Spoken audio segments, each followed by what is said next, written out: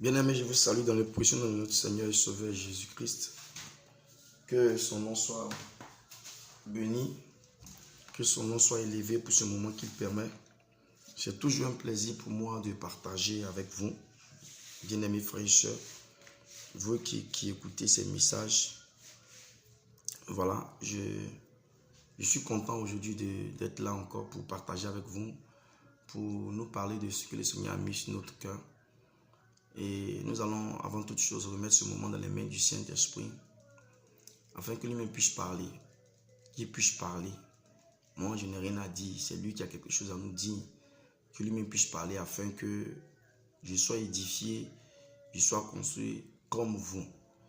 Donc, demandons au Saint-Esprit de vraiment disposons-nous et que le Saint-Esprit puisse parler, qu'il puisse disposer, ouvrir vraiment les yeux de notre cœur, illuminer les yeux de notre cœur pour que nous puissions comprendre ce message. Saint-Esprit, merci d'illuminer les yeux de notre cœur. Merci pour ce moment que tu permets pour cette convocation. Merci de nous parler, de nous édifier encore pour la rencontre, pour l'enlèvement avec Jésus-Christ de Nazareth. Parle, Saint-Esprit. Parle, Saint-Esprit. Parle, Saint-Esprit. Kirebesh elimantos kiremiskan temeskota esqueletos kimiraske esquilimanto isiritos kimiraske telimantos ka isélection indulaske mandos kilimeska la comté des régions tos kimiraske limiskotoske maisan tarabaindes keletoska aisanto oranta mande liskato maise keleprotos kilimiskantarantes kilaskote ramas keletoski manduska anteski latuska eveniska elimatoski miras kaletoskinta limaleski retoski rebeskinta manto sobreli elimeskon teleskinteliskatoski mira maiseletoski mireskinta latoskotoska maramaske eske limanduska taske litaske lemeskon eleskon teske maretoskotoska eske limandu indulaske mando so toske li mando los que remeskin taladoskin livana toskon talatoski maraskin teremesko lebesken toske mere miskinta le fetes ki manto soko eli malayanduska alamanduske remeskinta alimantos que meraske telimanduske meskintoske ramaskinta mandos kotos que le miscantos que remeski rabas que le televiscatos ko la visa la tos que me ramase que le visquintos quinta manto y celestiles que les telesquintos que remesquinta y celebración tos que li mandos sate la mantos colontos que mantos solo li malayandos que remesqueletos que eskelentes que mares coro sale esquila tosco tosquinta solution tosque mares quintos que limantos carabasquente rabase que rebes contoros quinte limandos ka rama mama sakata dulantos que tu kulangeres quintaladoski marama que merci Saint-Esprit pour ce contrôle, pour cette direction que tu prends au nom de Jésus. Amen. Bien-aimés, nous voulons aujourd'hui parler du feu étranger et de ses conséquences. Le feu étranger et de ses conséquences. Le feu étranger, qu'est-ce que c'est? Et parler aussi de ses conséquences. Avant toute chose, nous allons quand même, par la grâce du Saint-Esprit, fortifier quelqu'un par une parole. Souvent, nous avons l'habitude de dire: Seigneur, donne-moi ton feu, je veux du feu, j'ai besoin du feu, du feu, du feu, du feu, du feu, du feu. Pour prier, j'ai besoin du feu, du feu, du feu, Seigneur. Oui, pour jeûner, j'ai besoin de ton feu. Pour la marche, j'ai besoin de ton feu pour grandir. Bien-aimé, je veux dire à quelqu'un, Santa Yanda, ouh, Sakarama Sekirebe. Je veux dire à quelqu'un que le feu que tu demandes au Seigneur, c'est la parole. Tu demandes la parole au Seigneur. Quand tu dis au Seigneur, demande ton feu, demande ton feu, demande ton feu, demande ton feu, je veux le feu, je veux le feu, je veux le feu, le feu. C'est la parole que tu demandes au Seigneur. Pourtant, la parole est avec toi. Seigneur, je veux le feu. Seigneur, je veux le feu pour méditer. Je veux le feu pour prier. Je veux le feu pour... Voilà, c'est la parole. Tu ne fais que demander la parole. Le feu que tu demandes, c'est la parole. C'est la parole. C'est la parole que tu demandes. La Bible dit dans le livre de Deutéronome, nous allons prendre chapitre 4, verset 24. Il est écrit, car Elohim, car Yahweh, ton Elohim, est le feu dévorant, le El jaloux. Amen. Vous voyez? Deutéronome chapitre 4, verset 24. Car Yahweh, ton Elohim, est le feu dévorant, le El jaloux. On va prendre Hébreu chapitre 12. Hébreu 12, verset 29. Qu'est-ce qu'il a écrit? Car notre Elohim est aussi le feu dévorant. Dans Deutéronome chapitre 4, verset 24, il est écrit, car Yahweh ton Elohim est le feu dévorant, le El jaloux. Et dans Hébreu 12, verset 29, il est écrit, car notre Elohim est le feu dévorant. Or, la Bible dit dans Jean, on va prendre, la Bible dit dans le livre de Jean, Jean chapitre 1, verset 1. Au commencement était la parole, et la parole était vers l'Elohim, et l'Elohim était la parole. Vous voyez? Donc au commencement, Elohim était la parole. La parole était vers l'Elohim. Et au commencement était la parole. Et cette parole, c'est Elohim. Mais on nous dit que Elohim est un feu dévorant. Donc la parole, donc Elohim est un feu dévorant. Donc Elohim est un feu, donc la parole, c'est le feu. Donc au commencement était le feu. Vous voyez? Au commencement était le feu. Vous voyez? Donc la parole, c'est le feu. Donc quand quelqu'un demande la parole, comme je disais tout à l'heure, quelqu'un demande ton feu, demande ton feu, demande ton feu. C'est la parole qui demande. La parole, c'est le feu. Et quand on va dans Jérémie 23, verset 29, Jérémie 23, verset 29, vous ne sais pas si vous suivez avec moi. Je disais tout à l'heure que lorsque quelqu'un demande au Seigneur, je demande le feu, le feu, le feu, je veux le feu, le feu, le feu, le feu, je veux le feu, je veux le feu, je veux le feu, je veux le feu. La personne ne fait que demander la parole au Seigneur. Pourtant, la parole est à ta disposition. La parole est à ma disposition. Les Écritures sont avec nous. La parole, il a permis à ce qu'on puisse avoir aujourd'hui la parole, les Écritures dans toute forme de tradition, diverses sortes de traditions. Vous voyez? Donc, ça ne sert à rien de demander la parole au Seigneur pendant que les Écritures sont avec nous. Pendant que la parole est avec nous, on a la parole, on a les Écritures. Vous voyez? On a le logos. Le logos, on l'a. Maintenant, quand il dit au Seigneur, demande le feu, demande le feu, demande le feu, la parole dont il passe, c'est le logos. On a cette parole dans les Écritures là, c'est ça, le logos. Au commencement était le logos. Dans d'autres versions, au commencement était le logos. La parole, on l'a. Or, la Bible dit dans Deutéronome 4, verset 24, que je vous ai lu tout à l'heure, que notre Elohim est un feu. Or, l'Elohim, c'est la parole. Donc, la parole, le logos, est un feu. Et dans Hébreu 12, verset 29, on dit Elohim est un feu dévorant. Donc, le logos, la parole, voilà, est un feu dévorant. Donc, demander au Seigneur le feu, c'est demander la parole, le logos, les Écritures. Pourtant, on a déjà les Écritures. On a déjà les Écritures. On a ça avec nous ici. Il y a toutes sortes, toutes formes de traduction des Bibles. Donc, ça ne sert à rien de demander le feu. Et comme il dit dans Jérémie 23, verset 29, qu'est-ce qu'il y a écrit? Il dit, Jérémie 23, verset 29, il dit, ma parole n'est-elle pas comme un feu, dit Yahweh, comme un marteau qui brise le roc. Vous voyez, la parole c'est un feu. La parole qui était au commencement, qui est Elohim, est un feu. La parole est un feu. Donc ça ne sert à rien de demander, Seigneur, demande ton feu. Non, tu demandes la parole, le logos. Oh, pourtant tu as le logo, tu as la Bible, on a beaucoup de traditions de Bible. Donc pour avoir le feu, tout simplement, c'est de méditer. C'est tout simplement de méditer. C'est pourquoi il a dit dans Josué chapitre 1, verset 8. Il dit que ce livre de la loi, il dit que ce livre de la Torah ne s'éloigne pas de ta bouche, mais médite-la le jour et nuit pour agir fidèlement selon tout ce qui y est écrit. Car c'est alors que tu auras du succès dans tes entreprises. Amen. Vous voyez? Donc, bien aimé, toi qui demandes le feu, toi qui penses que tu es tiède, toi qui penses que tu n'as pas de zèle, tu es refroidi, arrête de demander dans tes prières le feu. Mets-toi simplement à méditer.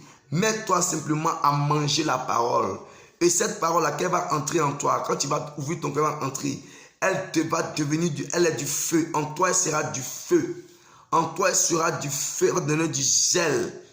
Elle va te rendre bouillant ou bouillante. C'est du feu que tu mets en toi. La méditation.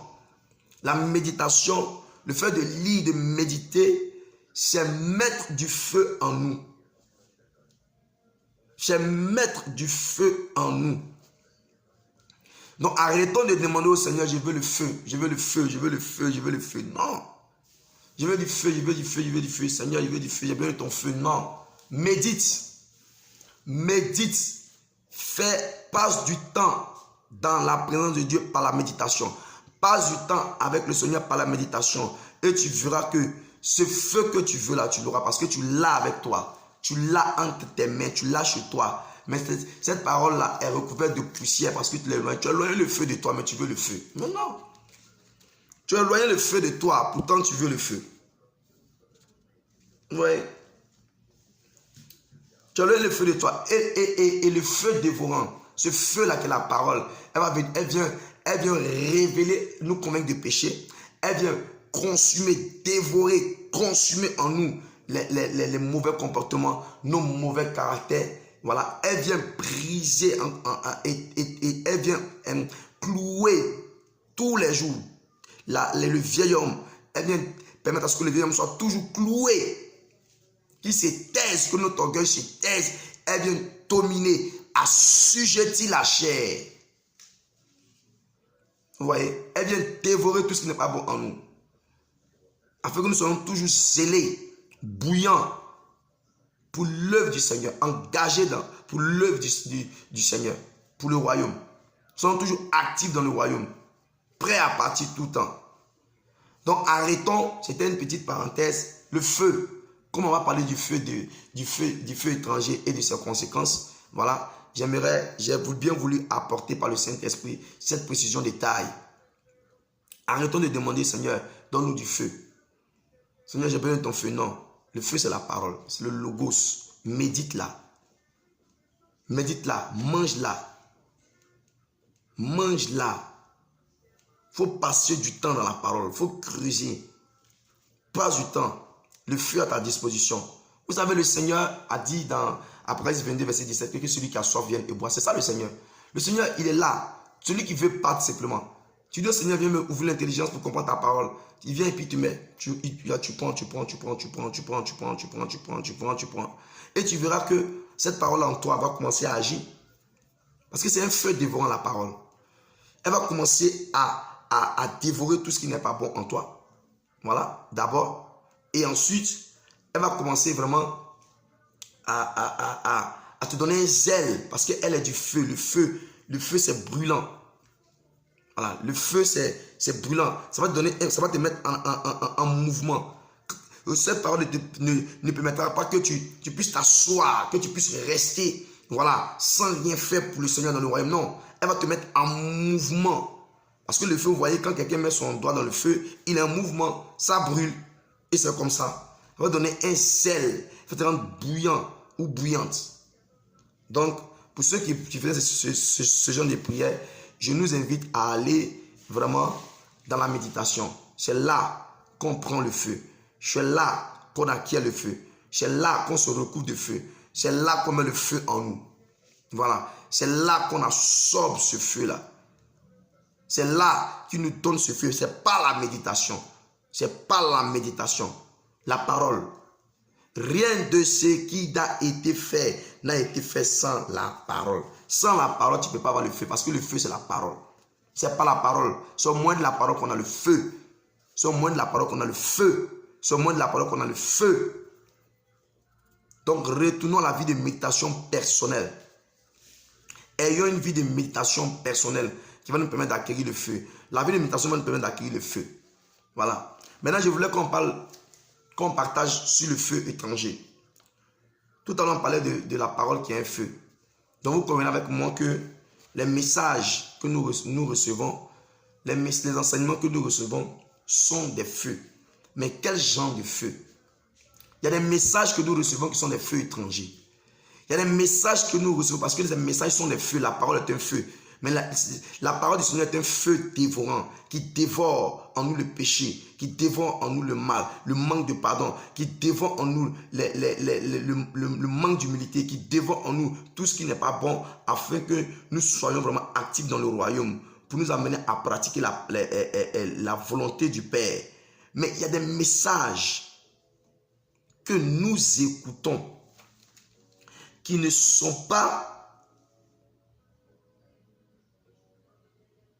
des feux dévorants, mais qui sont des feux étrangers. Le Seigneur est le feu dévorant, mais je veux nous parler du feu étranger. Un feu étranger, c'est quoi? Un feu, comme on disait tout à l'heure, on va aller pas à pas dans Jérémie 23, verset 29 et dans Deutéronome 4, verset 24, Hébreux 12, 29. Voilà, vous voyez ces versets-là avec Jean 1. Vous voyez que un feu, le feu, c'est la parole. Jérémie 23, verset 29, le verset de base explique bien. C'est la parole. La parole. La parole de Dieu. La parole de l'Esprit. Les paroles de Jésus-Christ. La vie. Les paroles de vie. C'est ça, la parole, les Écritures. Les Écritures révélées. C'est ça le feu, parce que l'Esprit est un feu. C'est un feu dévorant. C'est ça la parole. La parole, c'est le feu, c'est la parole de l'Élohim. Mais étranger ici, c'est quoi? Lorsque je suis allé par le Saint-Esprit dans le Strong pour voir ce que le mot étranger voulait dire, je me suis basé sur le livre de... On va le lire. Excusez-moi, on va le lire. Le livre de Lévitique 10. Voilà. C'était même au cours d'une méditation. Lévitique 10, versets 1 à 2. Or, les fils d'Aaron, Nadab et Abihu, prirent chacun leur encensoir, mis du feu, et ils posèrent dessus de l'encens. Ils présentèrent devant Yahweh un feu étranger, ce qu'il ne leur avait pas ordonné. Verset 2. Et le feu sortit de devant Yahweh et les dévora. Il mourut devant Yahweh. Amen. Vous avez vu ici, il y a deux formes de feu. Il y a le feu étranger et il y a le feu dévorant. Le feu dévorant a dévoré le feu étranger. Et il a tué ceux qui ont apporté ce feu étranger. Donc comme je disais, le feu étranger, c'est quoi? Le feu, voilà, c'est la parole d'Élohim. Et étranger, c'est quoi? Étranger, c'est étrange. Quelque chose qui est étrange, ce qui est étrange. Comme l'action qu'ils ont eue. C'était une action étrange. Il est bien dit que Yahweh ne leur avait pas ordonné. C'était une action étrange. Pourquoi se lever, prendre vos encensoirs, mettre du feu, mettre de l'encens, et puis voilà, commencer à faire et se présenter avec ça devant Yahweh. Chose qu'il n'avait pas demandé. C'était étrange. Et c'est aussi être étranger. C'est aussi être étranger. Étranger, c'est quelque chose qui est... C'est aussi être étranger. Tu vois, être étranger à quelque chose, à un enseignement ou à une action. C'est devenir aussi étranger. C'est un autre. C'est aussi un ennemi. Étranger aussi un ennemi. Et en poussant un peu plus loin, vraiment, cette recherche, le Saint-Esprit me conduit dans les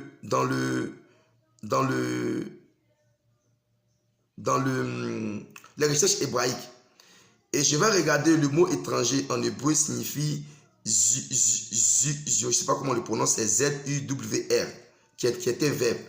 Et il est composé de 3 lettres hébraïques, qui est le Zaïn, qui est le Vav et qui est le Resh.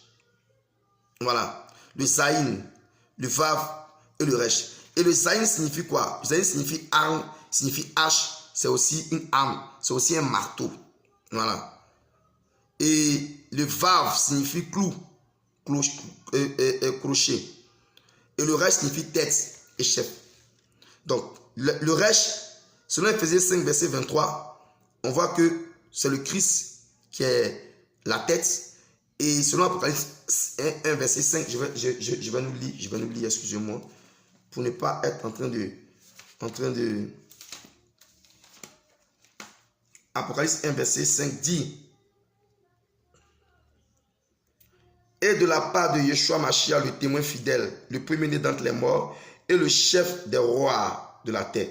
Vous avez vu, Yeshua Mashiach est le chef des rois de la terre. Donc le Resh parlait de Yeshua Mashiach. Quand on regarde aussi dans Éphésiens, excusez-moi,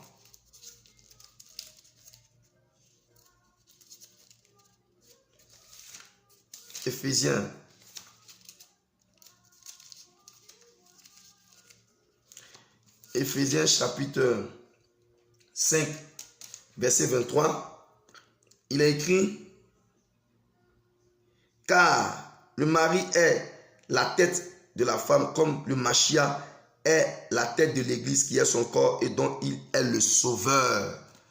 Donc l'église est son corps, donc il est le sauveur. Donc on comprend très bien que ici, on voit les clous, on voit le marteau, on voit Christ qui est le sauveur. On comprend très bien qu'il s'agit de la croix. Donc, étranger signifie en un mot, étranger signifie en un mot, vraiment, tout ce qui est. Au fait, un feu étranger, concrètement, signifie toute parole qui est étranger à l'œuvre de la croix. Tout message ou tout enseignement qui est étranger à l'œuvre de la croix. Donc, on comprend maintenant, vous comprenez avec moi, bien sûr, que Yahweh a tué Nadab et Abihu parce qu'ils ont apporté un message. Ils ont apporté des enseignements, leur comportement. Ce qu'ils ont fait, le fait de prendre leur encensoir, mettre du feu. Ils ont apporté des paroles, des messages qui sont étrangers à l'œuvre de la croix. Or, Yahweh, par l'œuvre de la croix, a toujours voulu, par l'œuvre de la croix, sauver l'être humain, ramener l'être humain à lui. Et c'est de ça qu'il a parlé depuis l'ancienne alliance, qui est une préfiguration de Jésus-Christ. C'est de ça qu'il parlait jusqu'à aujourd'hui. Et cette œuvre-là, elle est d'actualité encore. Et donc, il les a tués parce que eux se sont levés de leur propre gré, par leur bon vouloir, par leur orgueil, par leur méchanceté, par leur hypocrisie, par leur cupidité. Je peux dire pour certains prédicateurs de notre ère, ils ne parlent pas de Nadab et Abihu. Eux sont levés par leur orgueil, par leur, c'est pas peut-être poussés par la jalousie, par l'orgueil, je ne sais pas. Et ils ont présenté un feu étranger, ils ont présenté des paroles qui sont étrangères à la croix. Un message, un enseignement qui est étranger à la croix. C'est pourquoi Yahweh les a détruits. Yahweh les a bannis, il les a supprimés, il les a éteints carrément. Il les a tués. Donc nous comprenons que, comme je disais tout à l'heure, je disais que ceux qui prient pour demander le feu, c'est de méditer. Parce que la parole est un feu.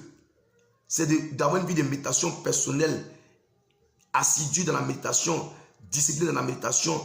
Et ce feu-là, naturellement, va monter en nous. Parce que ces paroles que nous allons méditer, mettre en nous, c'est du feu que nous mettons en nous. Et je disais que ce n'est pas tous les feux qui sont bons à recevoir. Parce que nous recevons souvent des feux, c'est-à-dire des messages, des enseignements qui nous rendent étrangers à la vie de Christ, à l'œuvre de la croix. Voilà ce dont je parlais, voilà ce qui est arrivé.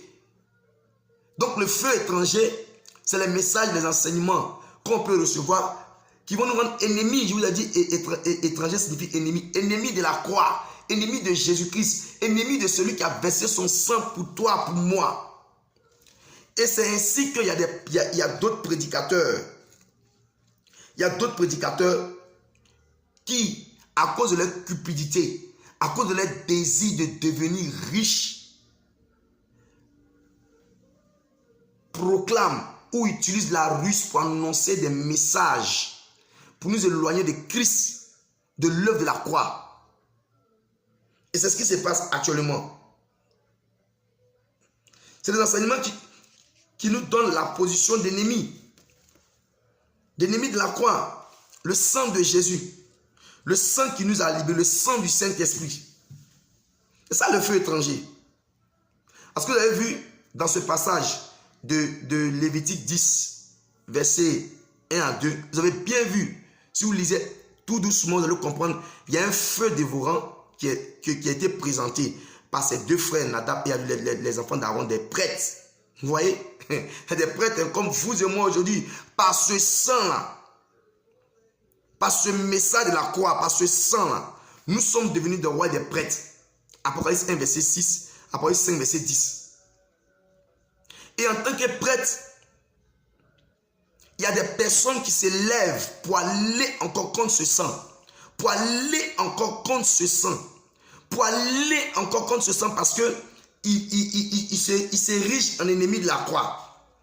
Ils sont étrangers à la croix. Ils deviennent étrangers à la croix. Parce qu'ils prêchent un autre message. Un message qui amène les gens à ne plus se focaliser sur Christ. C'est ça un feu étranger. C'est un message qui va toi t'emmener, toi qui écoutes, ou toi qui vas plus t'écouter. Toi et moi, des messages que nous écoutons sur YouTube, faisons beaucoup attention. Il y a beaucoup de feux étrangers. Il y a beaucoup de messages qui sont des feux étrangers. Il y a beaucoup de messages qui sont des feux étrangers. Beaucoup d'enseignements qui sont des feux étrangers.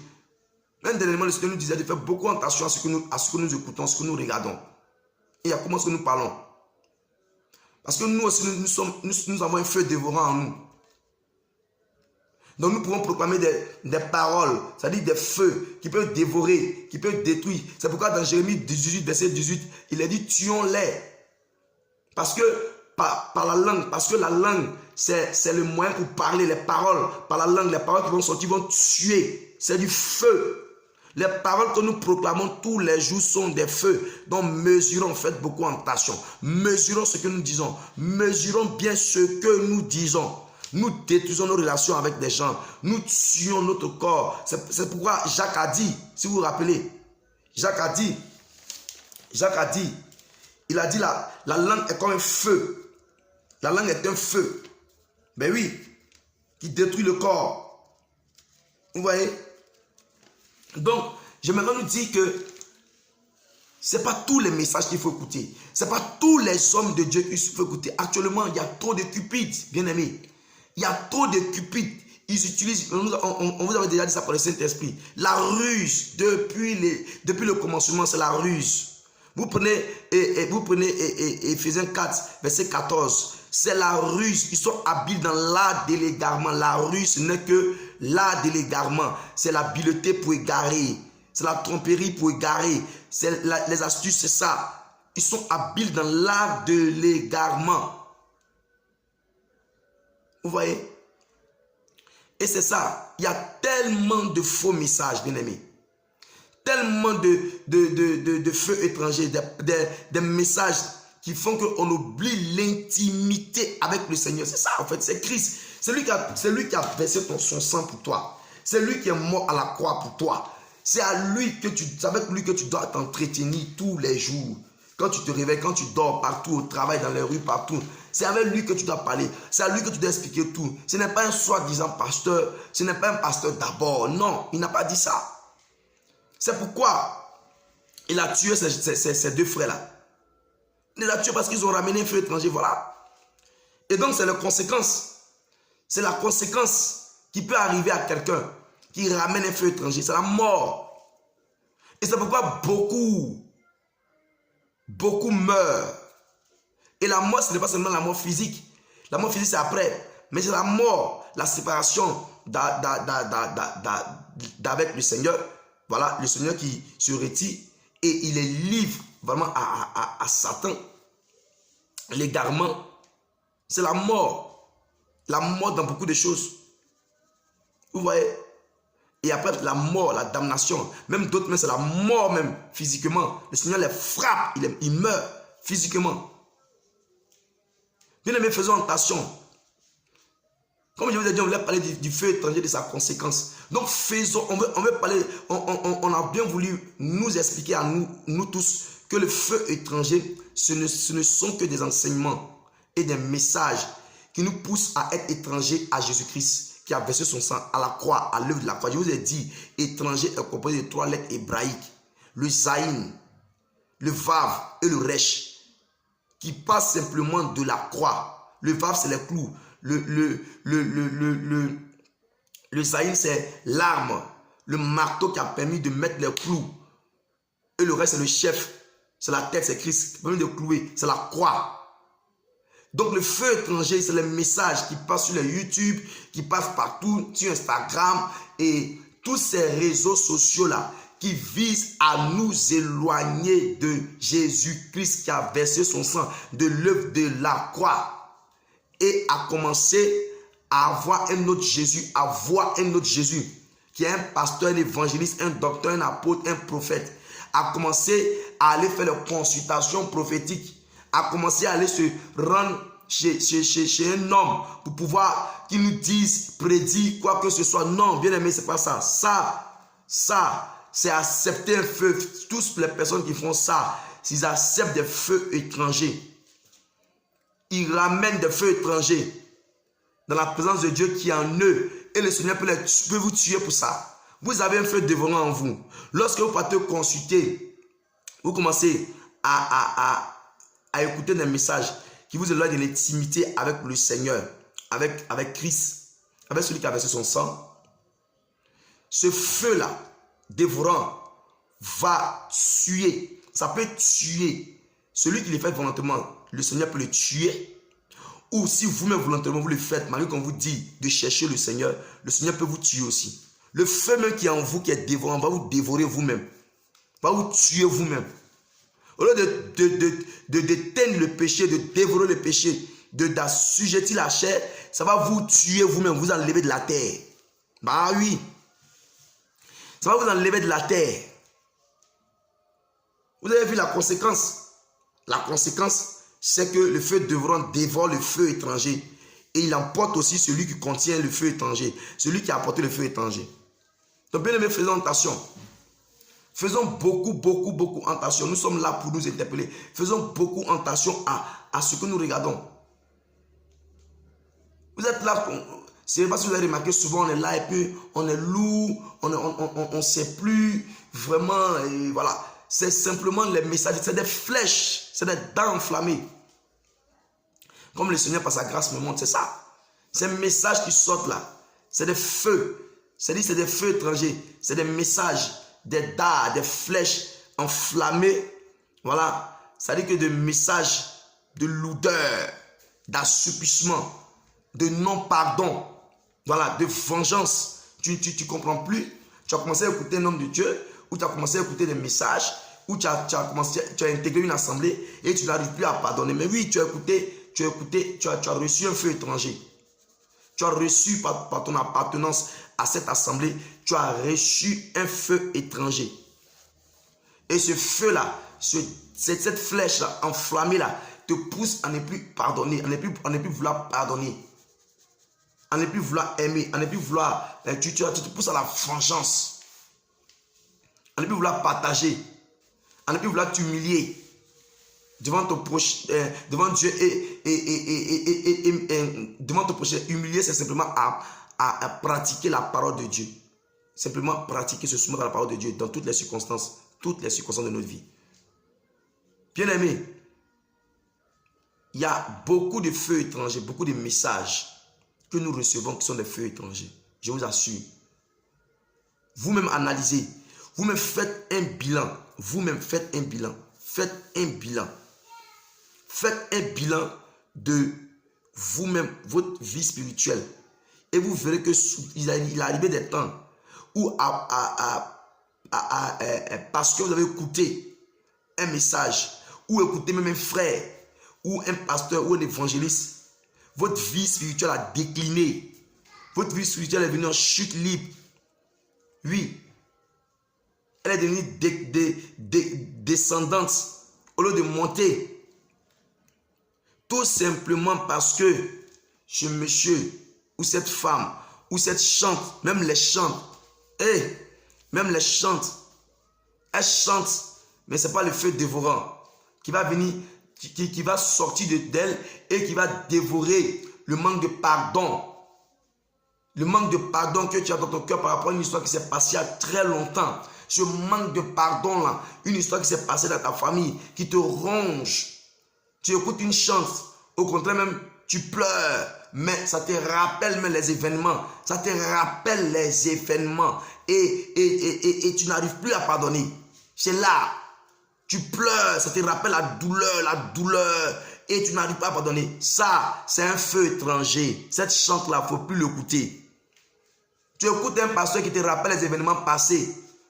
La Bible dit dans 2 Corinthiens 5, 17 que si nous sommes en Christ, les choses anciennes sont passées. Voici toutes choses deviennent nouvelles.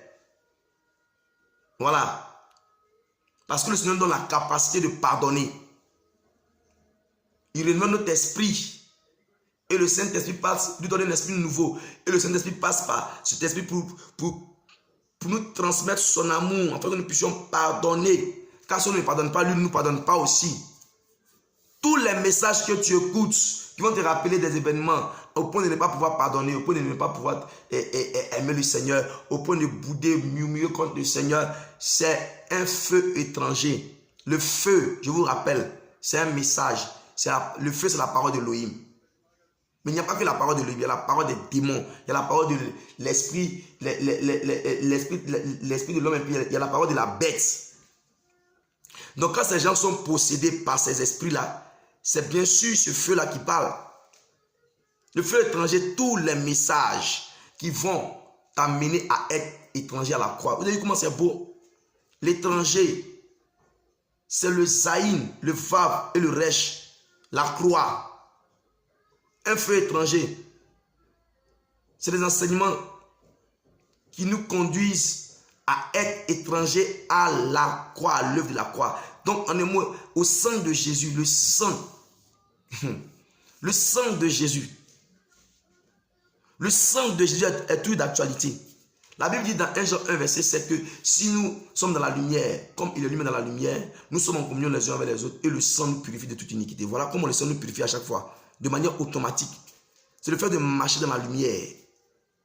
Et nous sommes en communion les uns avec les autres et le sang nous purifie à chaque fois. Donc le sang, il est d'actualité. Voilà comment invoquer le sang de Jésus dans sa vie en nous.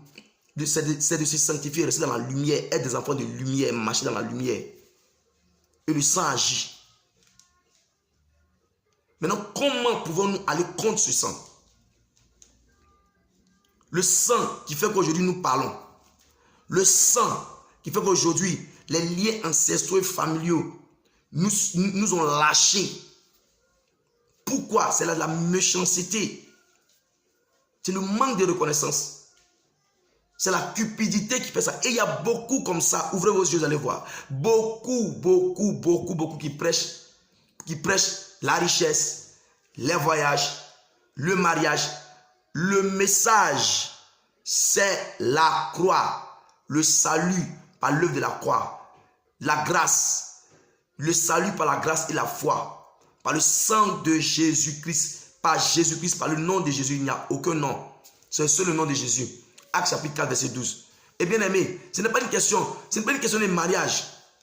Vous avez vu, c'est ça le feu étranger. C'est ce que Nadab et Abihu ont fait. Ils ont pris l'encens, ils ont mis de l'encens, ils ont mis du feu, ils ont mis de l'encens et ils ont présenté ça devant le Seigneur.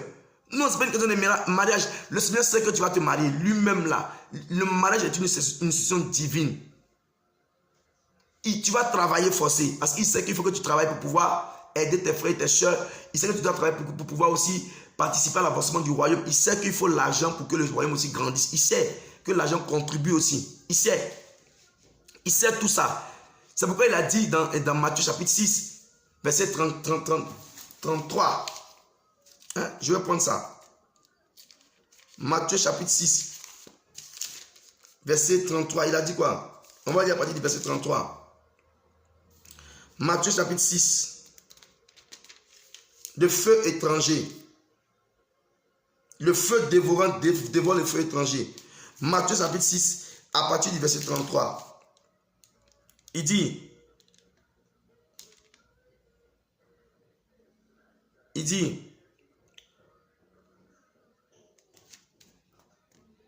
mais cherchez premièrement le royaume des cieux et sa justice, et toutes ces choses vous seront données par-dessus tout. Ne vous inquiétez donc pas pour le lendemain, car le lendemain s'inquiétera de lui-même. À chaque jour suffit sa peine. Voilà, bien aimé. C'est pas mariage, c'est pas enfantement. Je vais te dire quelque chose peut-être qui va te choquer, mais je me laisse conduire. Qui t'a dit le Seigneur t'a envoyé sur la terre pour faire des enfants? C'est lui qui décide. Qui t'a dit le Seigneur t'a envoyé sur la terre ici pour voyager? Il t'a dit qu'il t'a envoyé sur la terre pour faire des voyages, des allers-retours par les avions ou des voitures. Est-ce qu'il t'a dit qu'il t'a envoyé sur la terre pour construire des maisons, pour avoir pour faire choses comme on dit ça, hein? Pour construire une maison, pour dire que quand tu travailles, tu dois obligatoirement avoir une maison. Sinon, c'est comme si tu n'as pas été sur la terre. C'est ce qu'il t'a dit. Le Seigneur nous a envoyé sur la terre là. C'est vrai que nous devons nous multiplier. Donc c'est lui. C'est lui qui a dit non, il va le faire. C'est pourquoi il n'est pas de nous inquiéter. Parce qu'il lui a déjà dit, il va le faire. Et il veille sur sa parole. Ésaïe 55, pour l'accomplir. Sa parole ne retourne pas à lui sans avoir accompli son dessein. Ben oui, tu le sais, nous le savons. Ne nous inquiète plus par la grâce du Saint-Esprit. Parce que ça nous pousse vers les feux étrangers. Ça nous pousse à recevoir, à tendre la main aux feux étrangers, à désirer les feux étrangers pour éteindre notre vie, pour éteindre le feu dévorant. Ben c'est ce qu'il a dit, vous voyez. Quand je vous dis, c'est ça, il a dit quoi? Il a dit, n'attristez point le Saint-Esprit. Éphésiens 4, verset 31, par lesquels vous avez été scellés pour le jour de la rédemption. Et quelque part dans 1 Thessaloniciens 5, il dit quoi? Il dit quoi? Il dit, n'éteignez point l'esprit. C'est un feu. N'éteignez point l'esprit, bien-aimés. N'éteignons point l'esprit. N'éteignons pas l'esprit. Vous voyez, quand on vient mélanger un feu dévorant avec le feu étranger, ça attriste, ça éteint. C'est pas que le feu dévorant la force, non. Parce qu'il ne veut pas se mélanger, sinon il va détruire au fait. Sinon il va détruire, sinon il va tuer. Sinon il va tuer, il va ôter la vie. Il va ôter la vie à cette personne-là. Et le fait de nous retrouver dans des assemblées dans lesquelles nous ne faisons pas attention, nous ne demandons pas au Saint-Esprit, nous partons comme ça, recherchant ardemment les miracles. C'est vrai, c'est le Dieu des miracles, mais il faut lui demander. Parce qu'il y a des gens qui sont agents du diable, il y a des gens qui sont méchants et qui communiquent des feux étrangers, des messages pour nous éloigner de la croix. La croix, c'est la vie. La croix, c'est la vie. Il a fallu qu'il meure pour que tu vives. La croix, c'est la vie. Donc, en un mot, eux, par le feu étranger, par ces messages-là, ces enseignements-là, qui t'éloignent de la croix, ça t'éloigne de la vie. Parce que la croix, c'est la vie. L'œuvre de la croix, c'est notre vie. C'est la vie. Donc, recevoir ces messages, accepter ces messages-là, c'est s'éloigner de la vie. C'est dire non à la vie. C'est rejeter la vie. Et c'est dangereux. Tu ne peux pas rejeter la vie. Tu ne peux pas rejeter la vie. Et c'est ce que beaucoup d'entre nous faisons. Nous acceptons les messages de certains pasteurs, de la papanisation, des daddies. Qui vous a dit ça existe? C'est où vous avez vu ça? On dit vous n'appelez personne père si ce n'est votre père céleste dans les cieux. C'est pas ce qu'il a dit. Du moment où ton pasteur là, il veut que tu l'appelles papa forcé là, ça là, c'est pas bon. Voilà. C'est pas écrit ici, c'est pas écrit dans la parole. La parole là, c'est pas dans ce feu. La parole c'est un feu, c'est pas dans ce feu là. C'est pas ça. Là c'est le feu étranger. C'est un feu pour t'éteindre, pour t'éloigner de la vie. Bah oui. Non, lui, ton père, c'est celui qui est dans les cieux. Il a dit, si vous priez, dites quoi? Notre Père qui est dans les cieux. Ton Père est dans les cieux. Voilà. Mais celui qui est par lequel le Seigneur est passé pour te faire comprendre les choses ou les mystères, c'est un mystère. C'est un Père dans la foi à tout coup. Et ce n'est pas une obligation, c'est ton frère même. C'est ton frère, quelle histoire? Quelle histoire? C'est quelle histoire? Combien de fois Tite a appelé l'apôtre Paul Père? Combien de fois c'est écrit dans la parole Tite, il a dit combien de fois Père, donnez-nous ça. Envoyez-moi ça par message. Combien de fois Timothée a dit Père, combien de fois? Jésus lui-même dit, hein, notre Père, il n'a pas dit votre Père, il dit nous, c'est-à-dire que lui c'est son Père aussi. Jésus, hein, le grand Jésus, le premier et le dernier, le commencement, la lèvre et le tav. Il dit son Père dans les cieux. Il n'a pas de père, il n'a pas eu de père. Dites-moi, vous là, dites-moi. N'acceptez pas ces feux-là, hein. N'acceptez pas ces paroles-là. Ces paroles qui nous donnent de la croix, qui nous donnent de Jésus-Christ, le sauveur de l'humanité, le cas 26 pour nous. Dites-moi, quand vous lisez Actes des apôtres là, tout ce que le Saint-Esprit a fait avec les apôtres, les actions des apôtres, quand vous lisez là, du chapitre 1 jusqu'à la fin, quand vous lisez là, dites-moi, combien de fois vous avez entendu Pierre, Jean, Jacques, les apôtres là, qui étaient actifs là, dont on a cité les noms là, même Paul, même Silas, combien de fois vous les avez entendus appeler Jésus notre Père? Pourtant c'est Jésus qui les a appris tout ce qu'ils pratiquaient là. Dites-nous aujourd'hui là, nous aussi on va appeler les gens Père. Combien de fois Pierre, Jean, Jacques et les autres ont appelé Jésus Père? Combien de fois? Hein? Comprenons, hein? Comprenons, aimons Jésus. Il s'agit de Jésus. Comprenons. Le feu étranger là, c'est ça. C'est de ça qu'on a voulu vous parler. Le feu étranger, c'est un enseignement. C'est l'ensemble des enseignements ou des messages qui visent à nous éloigner, oui, de la croix, de l'œuvre de la croix. Le message véritable, la sainte doctrine, la croix, la vie, qui vise à nous éloigner de la vie. La croix, c'est la vie. Hein. La croix, là, c'est la vie. La mort d'un homme pour que toi, tu vives. C'est ça la croix. N'acceptez pas les messages qui te focalisent sur la terre, qui te focalisent sur les choses de la terre. N'acceptez pas ça. Qui te focalisent tout le temps, voyager, tout le temps. Je vois un avion, tu vas voyager. Je vois, il ne voit jamais tes péchés. Il ne voit jamais ce qui t'empêche de vraiment être en paix dans ton cœur, même si tu n'as pas encore voyagé, tu n'as pas encore eu d'enfant. Il ne voit jamais ton orgueil, ton manque de pardon, ton cœur endurci, ton incrédulité. Il ne voit jamais ça. Il ne voit jamais ça. C'est billets d'avion, c'est voyage, c'est mariage. Et après ça, il y a quoi? Quand tu te maries, après, il y a quoi? Dites-nous. Quand tu te maries, quand tu as des enfants, après, c'est quoi? Après, tu as couru encore venir dire à Jésus, mon enfant, si, mon mari, ça. Cherchez le royaume des cieux, cherchons le royaume des cieux, cherchons la vie par la croix. En acceptant la croix. C'est le message. La croix. Christ, c'est le message. Jésus-Christ crucifié. Jésus-Christ crucifié. Il s'agit de Jésus-Christ crucifié. Vous comprenez? Donc voici un peu ce que nous avons par la grâce du Saint-Esprit voulu. Donc ceux qui prient, je récapitule, ceux qui prient pour demander le feu, il faut arrêter. C'est la méditation. Il faut avoir une vie de méditation profonde parce que la parole, c'est un feu. La parole est le feu. Je donne les versets, Deutéronome 4, verset 24. Voilà. Hébreux 12, verset 29. Jérémie 23, verset 29. Vous lisez ces versets. Et Jean 1, 1, vous lisez ces versets. Le Seigneur va vous guider, vous allez comprendre. Il vous enseigne toutes choses, il va vous enseigner. Il va vous enseigner. Il va vous montrer que la parole est un feu. Donc, le feu à mesure, le fait d'avoir une vie de méditation personnelle vous permet de entrer en possession, de rentrer vraiment, d'acquérir le feu. L'esprit est un feu. L'esprit est un feu. Et la parole, c'est le feu. Et la parole, c'est le Seigneur. Et le Seigneur, c'est l'esprit. C'est le feu.